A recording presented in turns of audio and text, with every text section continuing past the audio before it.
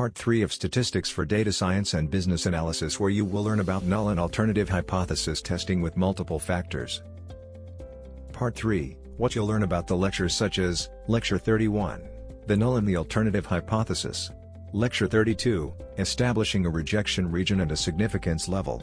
Lecture 33, type pi error versus type 2 error. Lecture 34, test for the mean_population variance known. Lecture 35, what is the p-value and why is it one of the most useful tool for statisticians? Lecture 36, test for the mean_population variance unknown.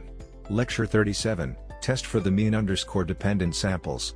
Lecture 38, test for the mean_independent samples Part 1. Lecture 39, test for the mean_independent samples Part 2. Lecture 40, practical example_hypothesis testing. Lecture 31, the null and the alternative hypothesis. Hi, and welcome back. This is the main section of this course. It is based on the knowledge that you acquired previously, so if you haven't been through it, you may have a hard time keeping up. Make sure you have seen all the videos about confidence intervals, distributions, z-tables, and t-tables, and have done all the exercises. If you've completed them already, you are good to go. Confidence intervals provide us with an estimation of where the parameters are located. However, when you are making a decision, you need a yes or no answer. The correct approach in this case is to use a test. In this section, we will learn how to perform one of the fundamental tasks in statistics, hypothesis testing. Okay, there are 4 steps in data-driven decision making.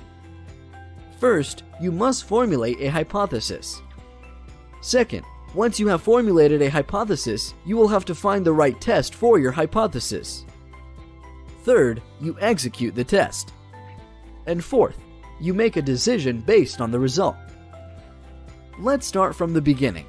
What is a hypothesis? Though there are many ways to define it, the most intuitive I've seen is: a hypothesis is an idea that can be tested. This is not the formal definition, but it explains the point very well. So, if I tell you that apples in New York are expensive, this is an idea or a statement, but is not testable until I have something to compare it with.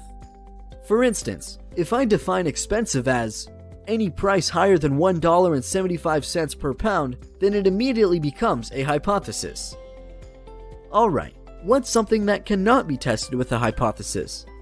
An example may be, would the USA do better or worse under a Clinton administration compared to a Trump administration? Statistically speaking, this is an idea, but there is no data to test it. Therefore, it cannot be a hypothesis of a statistical test. Actually, it is more likely to be a topic of another discipline. Conversely, in statistics, we may compare different US presidencies that have already been completed, such as the Obama administration and the Bush administration, as we have data on both. Alright, let's get out of politics and get into hypotheses. Here's a simple topic that can be tested. According to Glassdoor, the popular salary information website, the mean data scientist salary in the US is $113,000. So, we want to test if their estimate is correct. There are 2 hypotheses that are made: the null hypothesis, denoted H0, and the alternative hypothesis, denoted H1 or HA. The null hypothesis is the one to be tested, and the alternative is everything else. In our example, the null hypothesis would be: the mean data scientist salary is $113,000, while the alternative, the mean data scientist salary is not $113,000. Now, you would want to check if 113,000 is close enough to the true mean predicted by our sample. In case it is, you would accept the null hypothesis. Otherwise, you would reject the null hypothesis. The concept of the null hypothesis is similar to innocent until proven guilty. We assume that the mean salary is $113,000, and we try to prove otherwise. Alright, this was an example of a 2-sided or a 2-tailed test. You can also form 1-sided or 1-tailed tests. Say your friend Paul told you that he thinks data scientists earn more than $125,000 per year.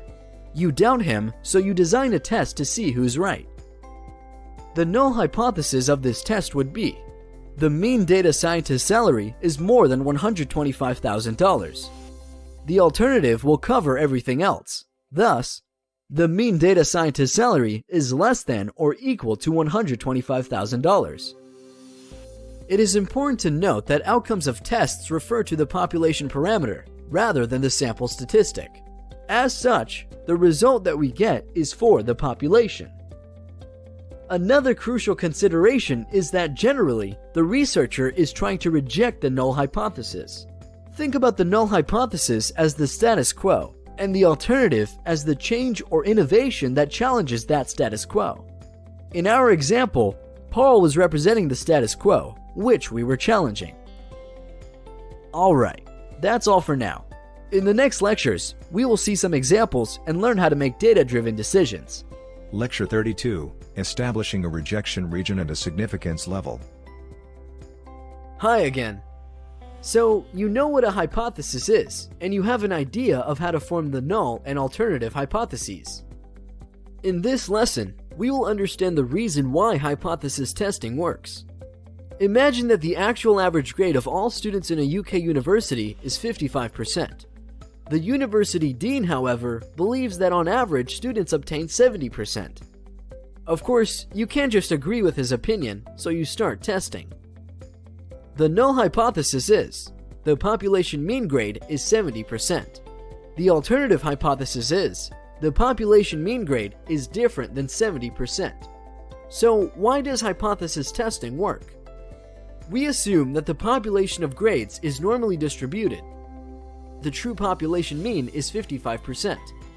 The idea is to test if 70% is the true mean, or in our example, if 70% is close enough to 55%. This part is called the rejection region. If the null hypothesis value is inside the rejection region, you reject the null hypothesis. Now imagine that the old dean, who got fired recently, told you that the mean grade is 56%.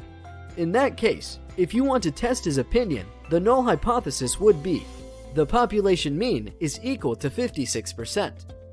This value is much closer to 55% and far away from the rejection region.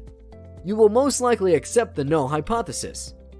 In statistical jargon, you cannot say that 56% is not the population mean.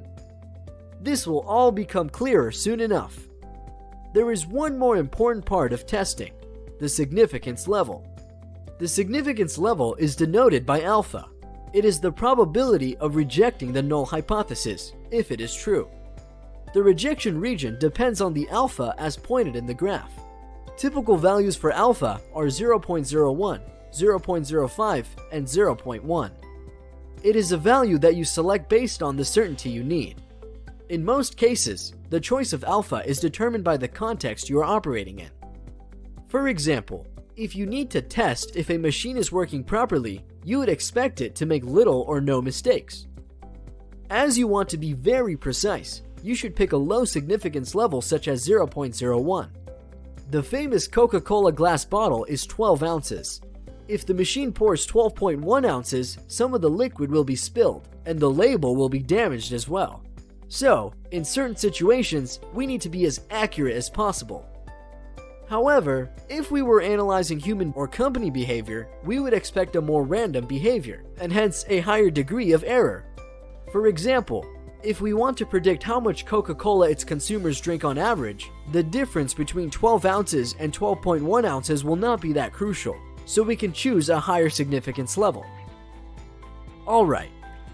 Our graph so far was showing rejection regions for two-sided tests, such as the one where we tested whether our population mean is equal to 70%. In these cases, the significance level alpha is divided between the two sides of the normal distribution. On the left, we have a significance of alpha divided by 2, and on the right, we have another alpha divided by 2. This is due to the fact that the true mean could be either 55% or 85%. In both cases, we are equally likely to reject the null hypotheses, but on a different side of the distribution. What about one-tailed tests which look in the following way? Is the mean lower than 70%? And in H1, is the mean higher or equal to 70%. In this case, the rejection region will only be on the right side with a significance level of alpha. And to complete the picture, here's a plot of the third case, defined by an H0 of, is the mean higher than 70%? Alright, in a lesson or two we'll get to real-life examples. We are almost there, just hold on a bit. Lecture 33, Type Pi Error versus Type 2 Error. In this lesson, we will learn about the errors that can be made in hypothesis testing. In general, we can have two types of errors, Type 1 error and Type 2 error. Sounds a bit boring, but this will be a fun lecture, I promise. First, we will define the problems, and then we will see some interesting examples. Type 1 error is when you reject a true null hypothesis and is the more serious error. It is also called a false positive. The probability of making this error is alpha, the level of significance. Since you, the researcher, choose the alpha, the responsibility for making this error lies solely on you. Type 2 error is when you accept a false null hypothesis. The probability of making this error is denoted by beta. Beta depends mainly on sample size and population variance. So if your topic is difficult to test due to hard sampling or has high variability, it is more likely to make this type of error. As you can imagine, if the dataset is hard to test, it is not your fault, so type 2 error is considered a smaller problem. We should also mention that the probability of rejecting a false null hypothesis is equal to 1 minus beta. This is the researcher's goal, to reject a false null hypothesis. Therefore, 1 minus beta is called the power of the test. Generally, researchers increase the power of a test by increasing the sample size. This is a common table statisticians use to summarize the types of errors. Now, let's see an example that I heard from my professor back when I was studying statistics in university. You are in love with this girl from the other class, but are unsure if she likes you. There are two errors you can make.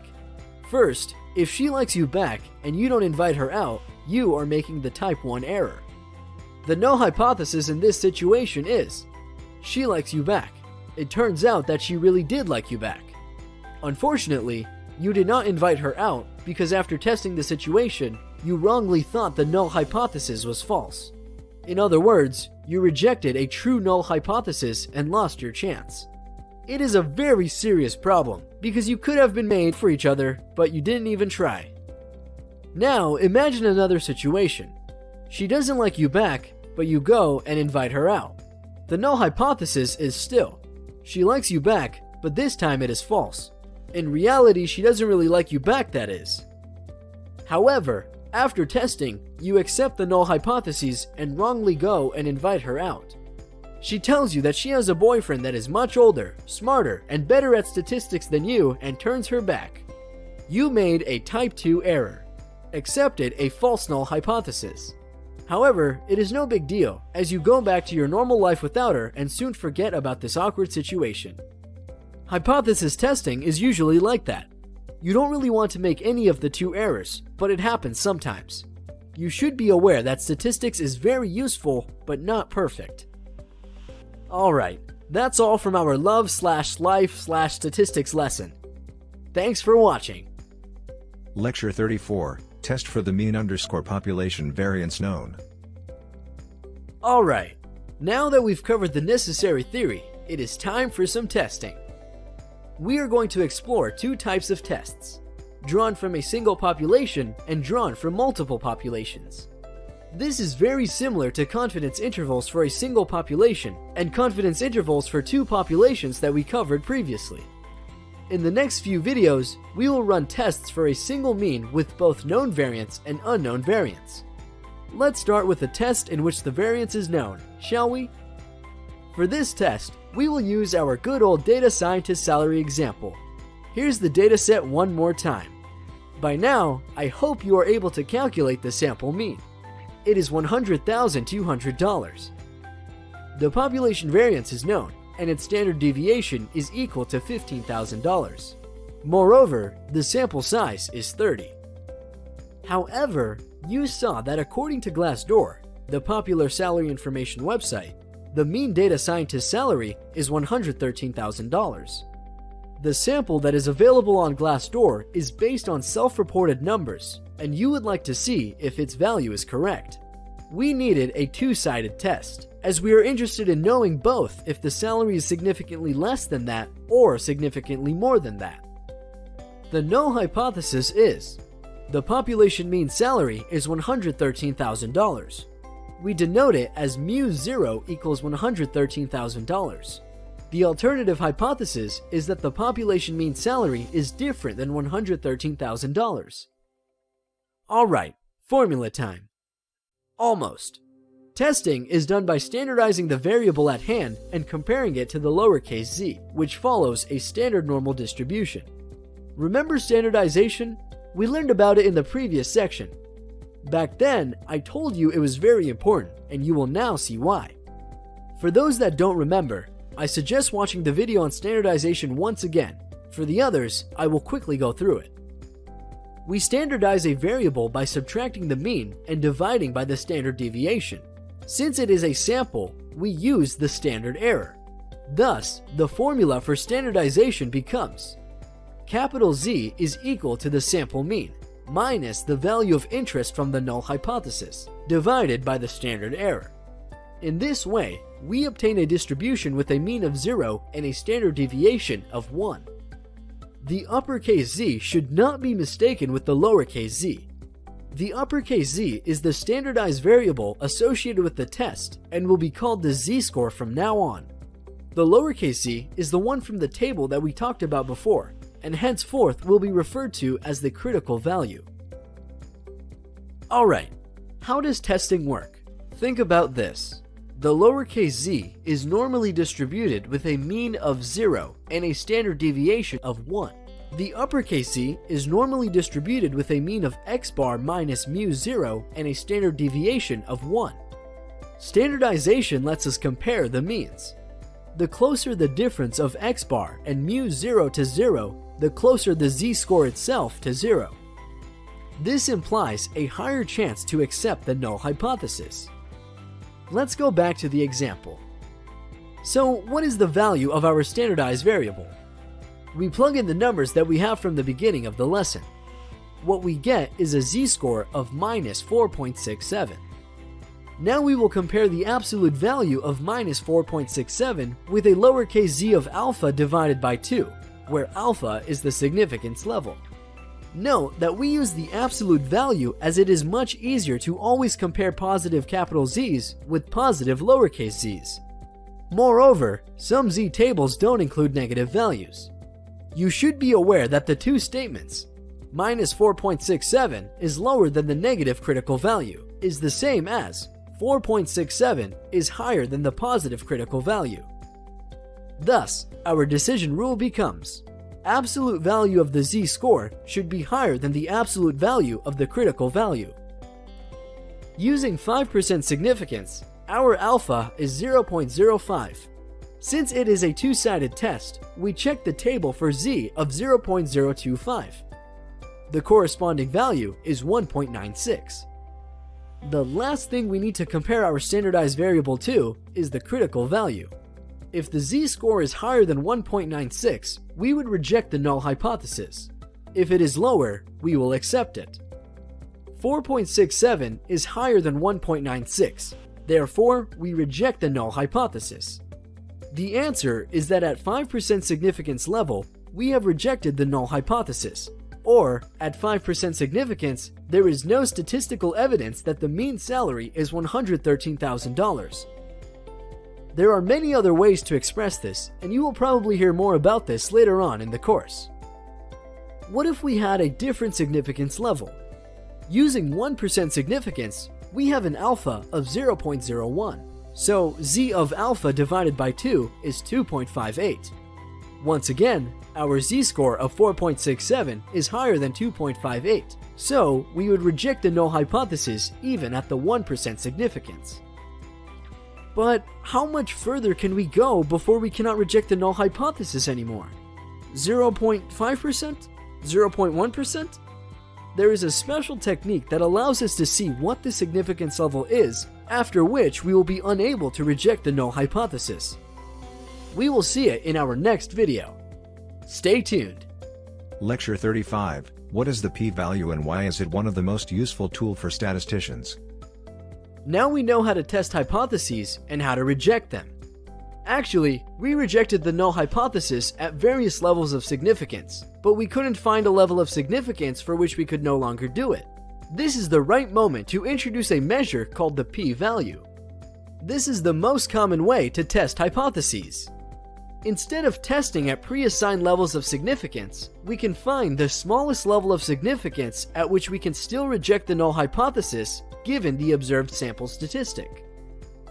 So how do we do that? Recall the test with the data scientist salary. We had a standard error of 2,739, known population standard deviation of 15,000, normally distributed population, and a sample size of 30. The corresponding z-score was minus 4.67. We rejected the null hypothesis at significance levels of 0.05 and 0.01, but we wanted to know how much lower we could go. We can check the z-table for plus 4.67, which gives us the same result as minus 4.67.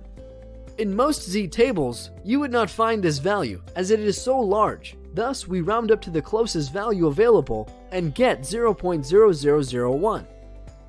Wait, but how do we actually test the hypothesis? Well, after choosing a significance level of alpha, you compare the p-value to it. You should reject the null hypothesis if the p-value is lower than the significance level. Therefore, we can safely say that such a result is extremely significant by any measurement of significance. Let's see another example. If our z-score was 2.12, we would reject the null hypothesis at 5%, but not reject it at 1% significance. Now, it becomes more interesting. At this point, we can actually look at the table and then find the p-value. We look for the value that corresponds with 2.12 and find that it is 0.983. The p-value for a one-sided test is 1 minus the number we see in the table. So, the corresponding p-value is equal to 0.017. The p-value for a two-sided test is 1 minus the number we see in the table multiplied by 2. Therefore, the p-value would be 0.034. This is also the answer to our question. Alright, so where are p-values used? Most statistical software packages run tests and then provide us with a series of results. One of them is p-value. It is then up to the researcher to decide whether the variable is statistically significant or not. Generally, software is designed to calculate the p-value to the third digit after the separator. The point is, when you start conducting your own research, you would love to be able to see the 3 zeros after the dot. The closer to 0 your p-value is, the more significant is the result you've obtained. The final consideration is that the p-value is an extremely powerful measure as it works for all distributions, no matter if we are dealing with the normal, student's t, binomial, or uniform distribution. Whatever the test, the p-value rationale holds. If the p-value is lower than the level of significance, you reject the null hypothesis. Having said that, you would normally use the p-value in the presence of a digital medium. Throughout this course, I recommend that you use online p-value calculators to support your studies and double-check your answers when doing exercises. Please download the PDF that comes with this lesson, as it will include detailed instructions for how to use online p-value calculators. Lecture 36, Test for the mean _ population variance unknown. Alright, great! Now that we know what the p-value is and how to use it, we will get back to hypothesis testing. We saw only one of the two possible cases, remember? We haven't covered the more commonly observed case when the population variance is unknown. Alright, imagine you are the marketing analyst of a company, and that you've been asked to estimate if the email open rate of one of the firm's competitors is above your company's. Your company has an open rate of 40%. An email open rate is a measure of how many people on the email list actually open the emails they have received. At first, you struggled to figure out how to get such specific information about a competitor company, But then you see that an employee of that competitor company posted a selfie on Facebook saying, "LOL, the email management software we are using drives me nuts." In the background, you can see her screen, and it shows clearly the summaries of the last 10 email campaigns that were sent and their corresponding open rates. Bingo! With your statistical skills, that's all you need. A little help from Facebook. Let's state the hypotheses. Null hypothesis. Mean open rate is lower or equal to 40%. Alternative hypothesis. Mean open rate is higher than 40%. Note that in hypothesis testing, we are aiming to reject the null hypothesis. When we want to test if the open rate is higher than 40%, the null hypothesis actually states the opposite statement. Also, pay attention that this time we are dealing with a one-sided test. Alright, your boss told you that 0.05 is an adequate significance level for this test, so that's what you'll use. Here's the dataset. You calculate the sample mean and get 37.7%. The sample standard deviation is 13.74%. Thus, the standard error is 1.37%. You assume that the population of open rates of sent emails is normally distributed. Like confidence intervals with variance unknown and a small sample, the correct statistic to use is the t-statistic. Remember, you do not know the variance and the sample is not big enough. This means that the variable follows the student's t-distribution, and you must employ the t-statistic. Let's calculate it then. We calculate the t-score the same way as the z-score. The t-score is equal to the sample mean minus the hypothesized mean value divided by the standard error. The result that we get is minus 1.67. As we said earlier, it is easier to work with positive numbers, so we should compare the absolute value of minus 1.67 with the appropriate t with n-1 degrees of freedom at 0.05 one-sided significance. We quickly navigate through the table and get 1.83 at the 5% significance critical value. Okay, 1.67 is lower than 1.83. Remember the decision rule? If the absolute value of the t-score is lower than the statistic from the table, we cannot reject the null hypothesis. Therefore, we must accept it.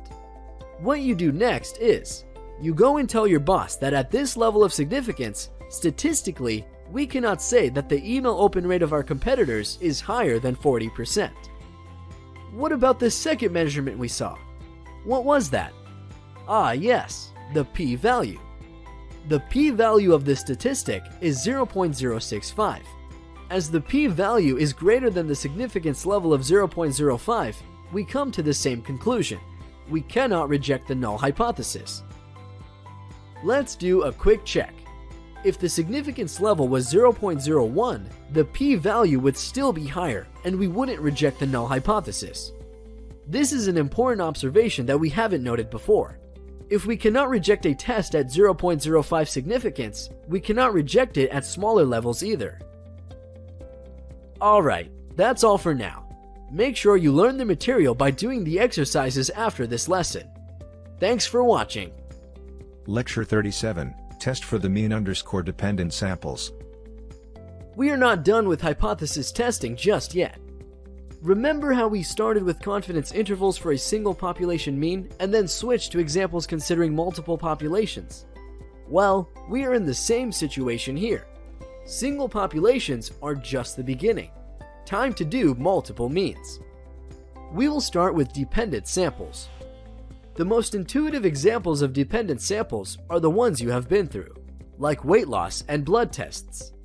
The sample is drawn from weight loss data or concentration of nutrients data, but the subject of interest is the same person before and after. Okay, let's get to work. Do you recall our example with the magnesium levels in one's blood? There was this drug company developing a new pill that supposedly increased levels of magnesium of recipients. There were 10 people involved in the study that were taking the drug for some time, and we calculated confidence intervals that helped us study the effects of that drug. They indicated the range of plausible values for the population mean. This time, we want to come to a single definite conclusion about the effectiveness of the drug. Alright, Let's state the null hypothesis. The population mean before is greater or equal than the population mean after. The alternative is that the population mean before is lower than the one after. Once again, we want to know if the magnesium levels are higher. We construct the null and alternative hypotheses in such a way so that we are aiming to reject the null hypothesis. Okay, let's reorder a bit. H0 is mu before, which is equal or higher than mu after. This is equivalent to mu before minus mu after is equal to 0 or positive. We can substitute this with capital D0.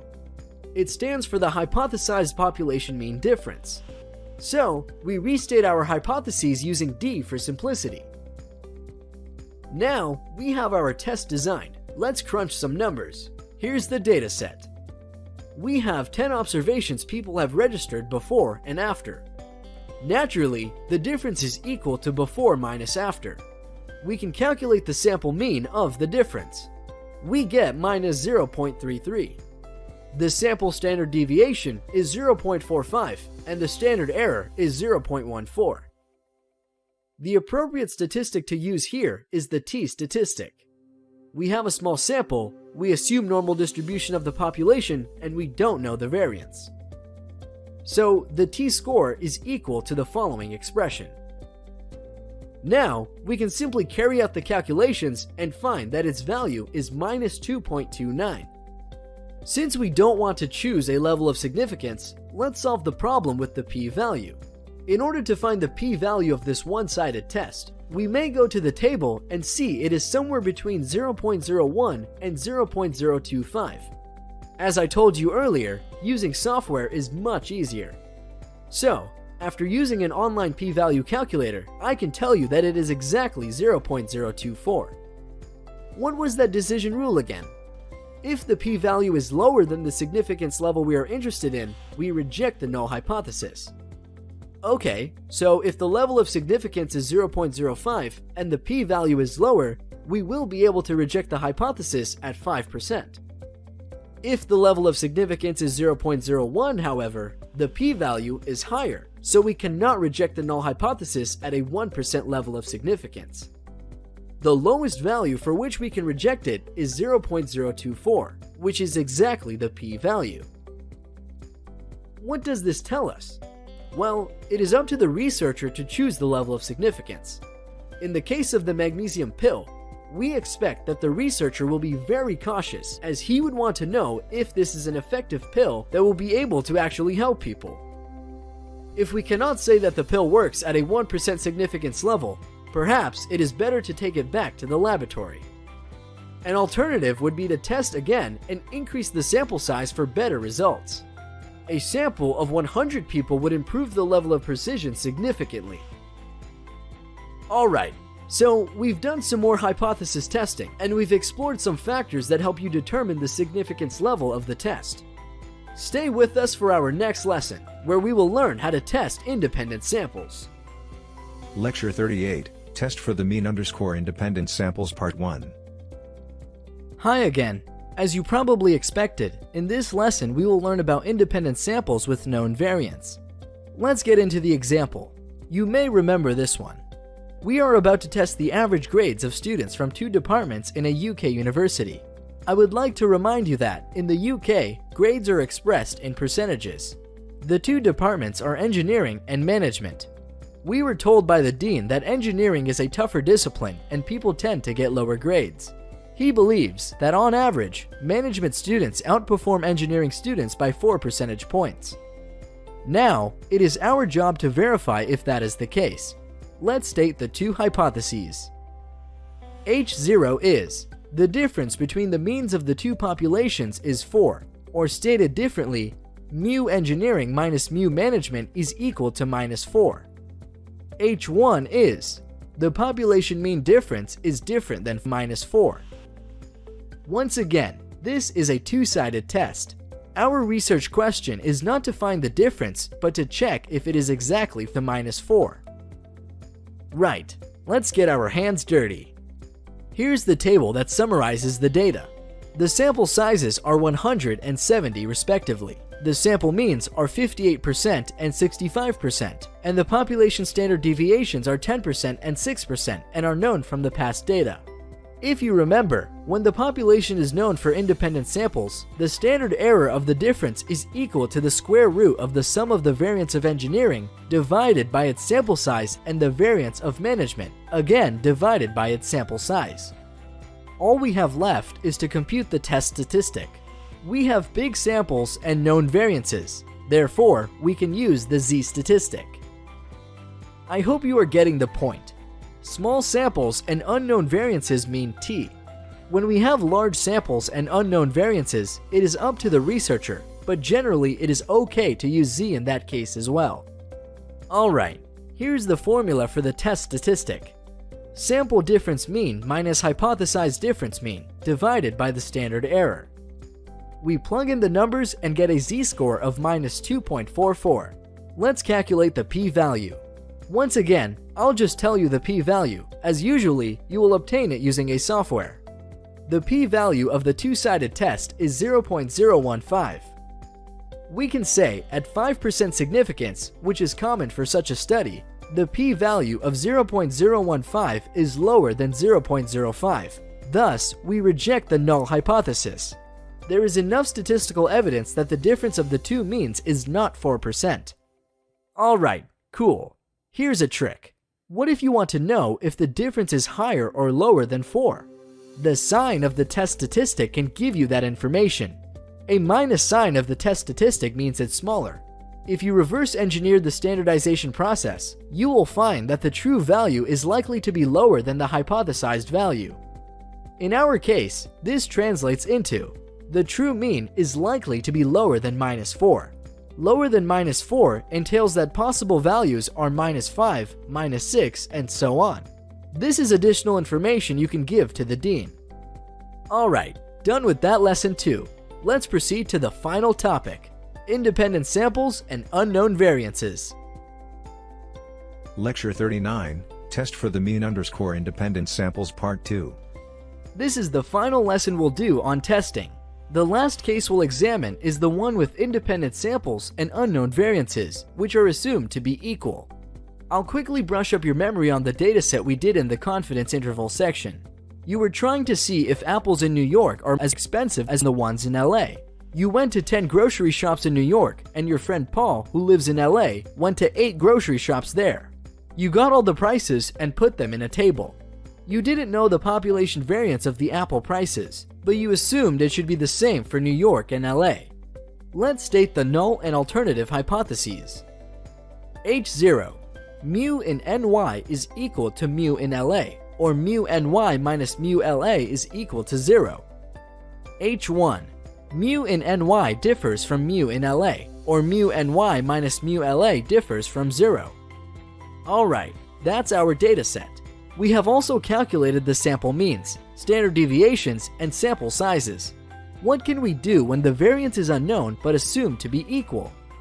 Earlier, we used the pooled variance formula. Well, here it is again. Remember? Alright, it's all about plugging in numbers, so I'll save you the trouble. The pooled variance is 0.05. One last thing we need is the standard error of the difference of means. It is given by the following formula. I am going faster than usual as we have seen all of this before. Moreover, testing is about understanding. Computation is routine. So let's start testing, shall we? Small samples, variance unknown. Which statistic do we need? Exactly, it's the t-statistic again. How many degrees of freedom? You may recall it from earlier.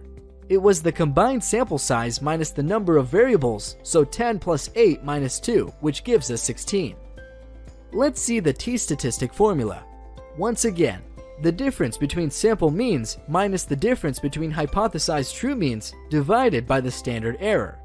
After plugging in everything, we get a test statistic of 6.53. Do we need to compare it? This is, by far, the most extreme test statistic we have seen. You will have a hard time finding it in the t-table. For common tests, a rule of thumb is to reject the null hypothesis when the t-score is bigger than 2. Generally, for z-score and t-score, a value higher than 4 is extremely significant. Let's see the two-sided p-value. The p-value of this test is lower than 0.000, somewhere around 0.000001. In our lesson about p-value, we said researchers are always looking for those 3 zeros after the dot. It means the test is extremely significant and the probability of making a type 1 error is virtually 0. Therefore, we reject the null hypothesis at all common and uncommon levels of significance. There is strong statistical evidence that the price of apples in New York differs from in LA. But such an extreme result may also mean the hypothesis is pointless or poorly designed. From the mean values of 3.94 and 3.25, and with such small and close standard deviations of around 0.2, we could easily say the prices are different, no testing needed. A much more interesting question would be if the price of apples in New York is 20% higher than in LA. I will leave you this exercise for homework. Alright, we are done with hypothesis testing. Cheers, and thanks for watching. Lecture 40, Practical Example _ Hypothesis Testing. Hello, and welcome to our third practical example. This time we will explore the topic of gender pay gap. We will test whether a particular company is discriminating against some of its employees on a gender basis. Our fictitious company is called Spark Fortress Incorporated. It is a big company with more than 5,000 employees, and here we will work with a sample of 174 of them. We have data showing us their name, age, gender, nationality, ethnicity, tenure, department, position, and annual salary. I believe there is no need for further explanation of the dataset. We are going to test if there is a significant difference in the salaries employees are paid based on their gender. It would be easier if we looked at the problem at hand in the following way. Our 174 employee sample can be divided into 2 sub-samples, one that is exclusively male and one female. So, we have 2 samples drawn from the same population which are independent. Although so far, we've worked with different populations only, if the values in one sample reveal no information about the other sample, then they are considered independent. There are different methodologies to conduct such a study, and while regression analysis is my preferred one, we will have to wait until the next section for that. Here, we will use a hypothesis test for the mean salary to determine if there is reasonable evidence of gender discrimination. Let's state the 2 hypotheses. H0. The average male salary is equal to the average female salary, or μm minus μf equals 0. H1. The average male salary differs from the average female salary. Okay. The test we should use is the t-test for independent samples. What about the salary population variance? It is unknown, and we can assume it is equal. Let's construct a frequency distribution table. We have 98 females and 76 males. These are our sample sizes. Next, we should calculate the means and the sample variances of the 2 samples that we have. As we assume that the population variances are equal, we should also compute the pooled variance. Here's the good old formula. And here's the ginormous result. Finally, the t-score for this test is computed following the familiar expression. We get a t-score of 1.34. The degrees of freedom are 172. As we said earlier, once we have surpassed 50 degrees of freedom, the student's t-distribution almost completely overlaps with the normal distribution. Thus, the p-values for a t-score of 1.34 and a z-score of 1.34 will be virtually the same. You already know how to use a p-value calculator, so I'll just give you the p-value. It's 0.182. The p-value is much greater than all common levels of significance. We conclude that we cannot reject the null hypothesis. There isn't enough statistical evidence that there is a wage gap in this firm. Now that's cool. Spark Fortress seems like a nice place to work at, but let's dig just a bit deeper into this result.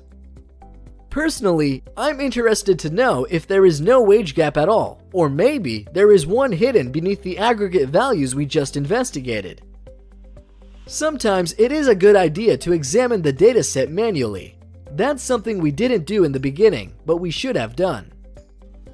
Let's order the salaries from largest to the smallest. We can see that the highest paid employee is actually the president and CEO of the company, Caroline Bold, who is female. This may explain the egalitarian culture of the company, but it may also mean that her high salary biased our data. What if on average it seems that women are rewarded the same as men, but in fact very few of them are? In such cases, I would normally further segment the data. Let's divide the employees into two more groups, below 35 and above 35. This will give us valuable information about the wage equality of younger and older staff. I've created two more datasets that are based on the original one. Let's run the same tests as before, but this time we will do it on our segmented data. The hypotheses are the same. What we get for these two tests is a t-score of 0.43 for employees below 35 and 2.00 for employees over 35. The corresponding p-values are 0.668 and 0.048. What these numbers mean is that in the group below 35, there is virtually no wage gap on a gender basis. The p-value is so big that we may be sure there is no discrimination going on. In the older group, however, the p-value is 0.048. This is very close to 0.05, but still below it. This implies that at a 95% significance, we reject the null hypothesis. Therefore, a wage gap does exist for older employees. Alright, this was a two-sided test. So we are not sure who gets more money, right? Well, do you remember the nifty trick? The t-score of 2 is positive. Therefore, the difference in pay is positive, in favor of males.